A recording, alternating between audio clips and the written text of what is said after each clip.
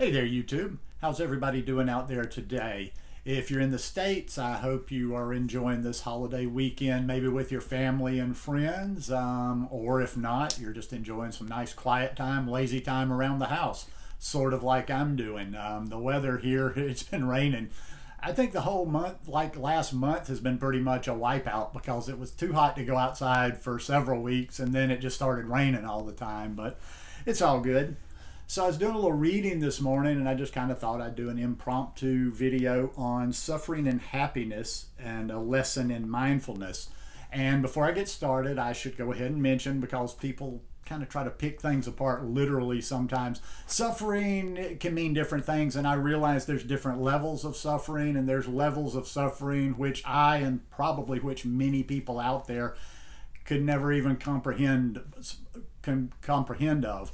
So the point being is we're just all trying to basically do our best with dealing with going through this thing called life. So I've got a little reading, like I say, by Thich Nhat Hanh. And this particular one is titled, Suffering and Happiness Are Not Separate. That's such a good title. When we suffer, we tend to think that suffering is all there is at that moment, and happiness belongs to some other time or place. People often ask, why do I have to suffer? Thinking we should be able to have a life without any suffering is as deluded as thinking we should be able to have a left side of our body without a right side. The same is true of thinking we have a life in which no happiness whatsoever is to be found. If the left side of the body says, right, you have to go away, I don't want you, I only want the left, that's nonsense, because then the left would have to stop existing as well. If there's no right side of the body, then there's no left side of the body. Where there is no suffering, there can be no happiness either, and vice versa. If we learn to see and skillfully engage with both the presence of happiness and the presence of suffering, we will go in the direction of enjoying life more. Every day we go a little farther in that direction, and eventually we realize that suffering and happiness are not two separate things. Cold air can be painful if you aren't wearing enough warm clothes. But when you're feeling overheated or you're walking outside with proper clothing, the bracing sensation of cold air can be a source of feeling joy and aliveness.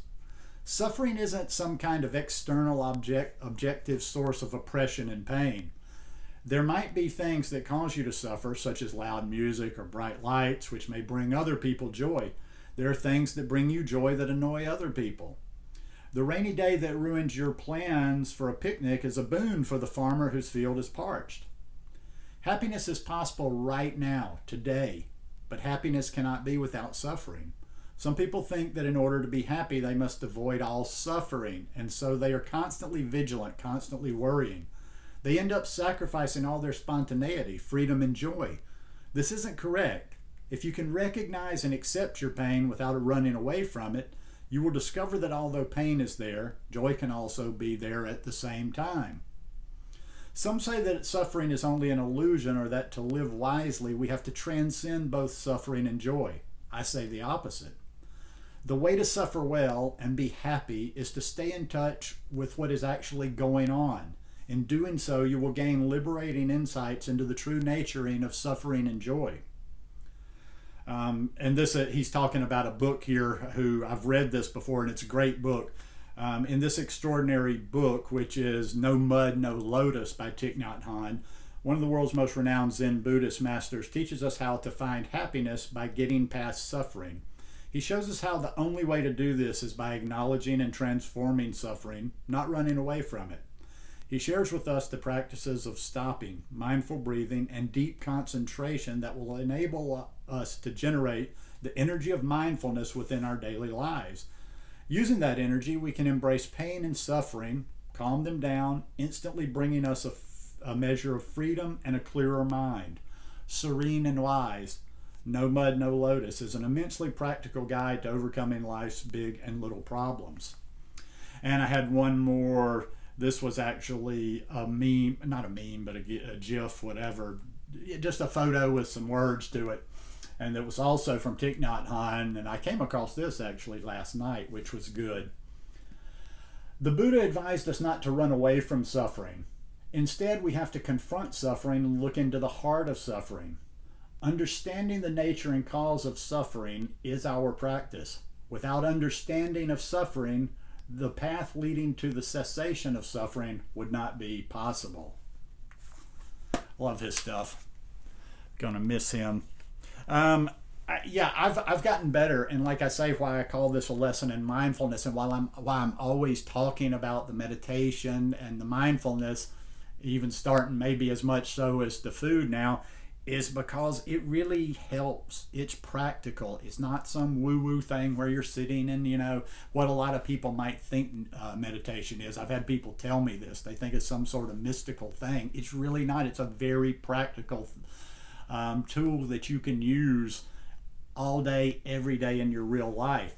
A lot of my struggles, a lot of my suffering have just been in the head over the past few years. I haven't been in the best headspace, haven't had the best mental health.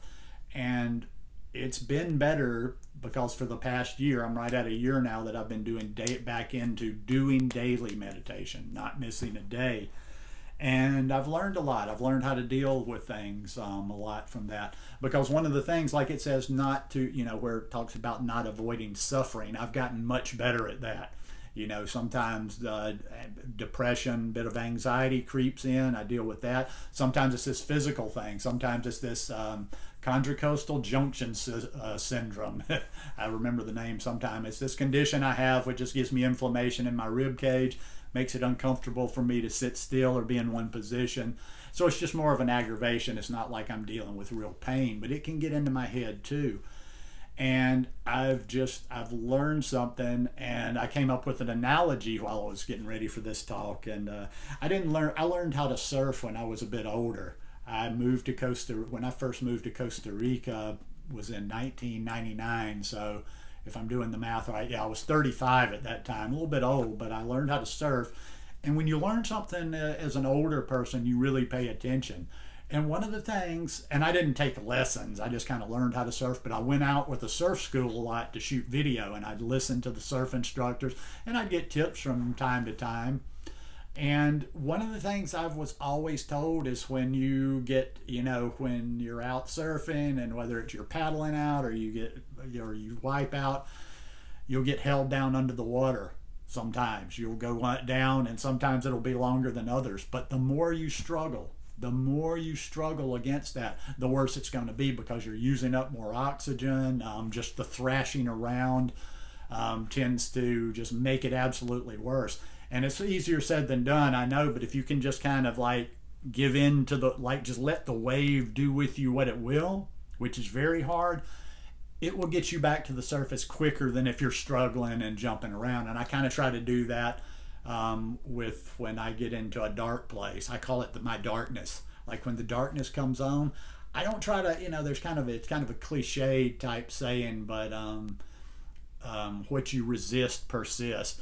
So when I get into a dark place, I don't necessarily try to do cheery things or cheer myself up or bring myself out of it.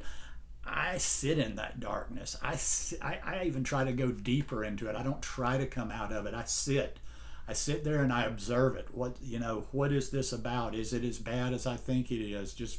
I sit within it. And I've found by doing that, as with the physical, by not being so crazed in my head, like, oh my God, how's this going to happen? Moving around all the time. When I just let go, things seem to get better. So anyhow, I don't know if you'll take anything practical out of that today or if I'm just ranting here, but just wanted to touch in with you on the weekend. I know even though tomorrow, which who knows when you're watching this, but the day I'm making this is July 3rd. Tomorrow will be a holiday, but I'll probably still do a video. So you guys stay safe. Have a great day. Have a great evening whenever you're watching this. Much love, and I'll see you again soon. Peace.